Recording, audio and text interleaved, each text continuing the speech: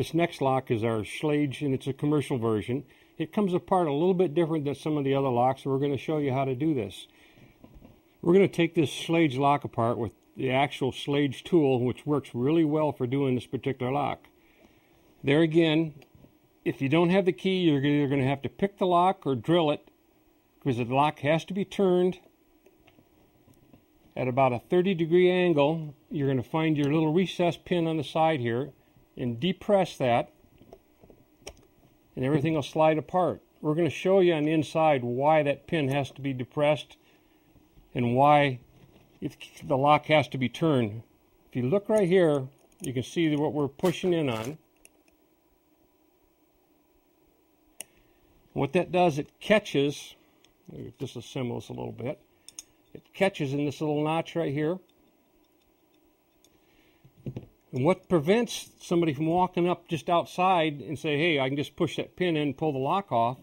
Inside this lock, the blade part of this on the back of the lock, the tail piece, fits in here, and it will not allow this thing to move when it is turned in this position. It has to be turned straight up and down. That's why you have to put the key in and twist the key to push the knob retaining button to get it off. We're going to go through and disassemble this lock a little farther now. This particular lock just has a tin cover around, and usually they'll slide off fairly easy. Sometimes you have to pry them off, but just be gentle when you're taking them off that you don't bend them. Then we end up with just a standard Schlage core.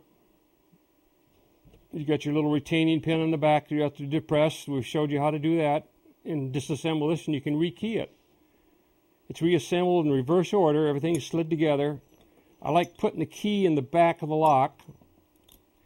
That kind of helps you hold it in position. This retaining cover on the other side, there is a notch here on the inside that will fit in this groove here. All that has to be lined up, and if it doesn't line up correctly, what's going to happen is when you go to take the lock apart next time, you will not be able to get on this little pinhole to take the lock apart. And that wouldn't be fun. Then you end up having to drill holes, and it's just not nice to the customer. To reassemble this piece, you got to remember to get the upper part on the lock mechanism is going to fit into right here. This all depends on which side of the lock. This all depends on which side of the door that the lock is on. You always ought to make sure that the pin cuts are up. You could put the lock on upside down, or you can put it on like this. What we're going to do is we're going to slide it in until we feel resistance. As soon as we feel resistance, that tailpiece is engaging the internal lock mechanism. And when it retains that, we're going to have to turn the key as far as you can turn it. And then we're going to have to push our retaining pin and slide the lock on. We want to make sure that everything works smoothly when you get the lock on. Check your key both ways. To disassemble this lock further, we're going to go to the other side. Here again, we've got that same retaining pin, but this side's not a security issue, so we don't have to turn the lock. We just push the retaining pin. There again, here's your retaining pin. Here's the hole in the side where you push your retaining tool, and I can either use my custom-made one, or we can use the actual Schlage tool. To disassemble this lock further now, this is where you're going to have either a pin spanner, or you're going to have the Schlage tool. There's a small hole located on this collar, and I'll get it off here and I'll show it to you. It's a matter of fitting the pin spanner in there and actually unscrewing this collar.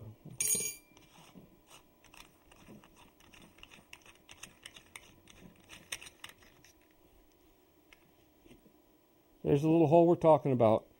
The pin spanner actually, this little part on the pin right here will fit in that groove or the hole, and it allows you to turn this.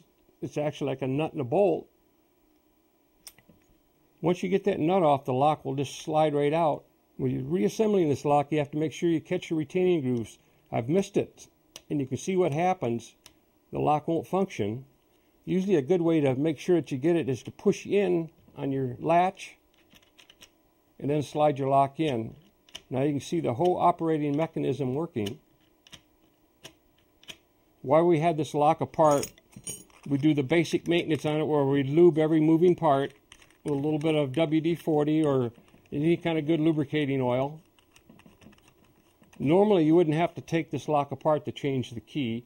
What we do is just pull the outer knob off, but it's a good idea for a little preventative maintenance when you're out doing these jobs is to lube it, make sure everything's working and functioning properly for the customer. There's nothing worse than to have you change a key or rekey it and not actually touch the lock, put it back together, and the customer says, hey, that lock don't work as good as it used to. Well, you know you didn't take it apart, and it should, but if you took it apart and lubed it, then you know everything is going to work properly. To put the knob back on now, remember you have to line up the little groove inside here.